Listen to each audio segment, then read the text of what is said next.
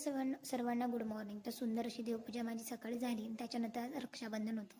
रक्षाबंधन म्हटलं म्हणजे एक बहिणीला भावाला घरी येण्याची आतुरता आणि भावाला सुद्धा बहिणीकडे जाण्याची आतुरता असते. कारण आज रक्षाबंधन बहिणी आणि भावाच्या नात्यातला सर्वांमध्ये पवित्र दिवस म्हणजे रक्षाबंधन.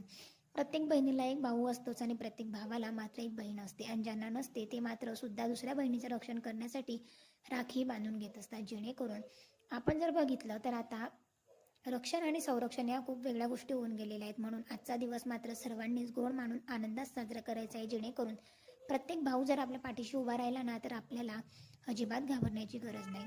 तर इथे केंद्रामध्ये सांगितल्याप्रमाणे एक मंत्र म्हणून मी छान अशी माझ्या भावाला राखी बांधून दिलेली होती. आणि माझा भाऊ आलेला होता. सो मला सर्दी वगैरे सुद्धा होती थोडीशी आणि रक्षाबंधन सुद्धा. त्याच्यामुळे आजचा आपला जो काही फुल ब्लॉग होता यूट्यूबवर तो अपलोड झालेला नाही. आणि उद्या मात्र आपल्याच नेहमीच्याच वेळेवर म्हणजेच 2 वाजेला आपला ब्लॉग अपलोड होणार आहे. तर हा ब्लॉगसुद्धा तुम्हाला कसा वाटला आणि आमचं हे छोटंसं सेलिब्रेशन रक्षाबंधनचं ते कसं वाटतं नक्की कॉमेंट सेक्शनमध्ये सांगा. तुम्ही जर चॅनलवर नवीन असाल आणि आजपर्यंतसुद्धा तुम्ही चॅनलला जर सबस्क्राईब केलं नसेल तर आवर्जून चॅनलला सबस्क्राईब करा. जेणेकरून असे छान छान डेली ब्लॉग्स तुम्हाला बघता येतील. So thank you. बाय.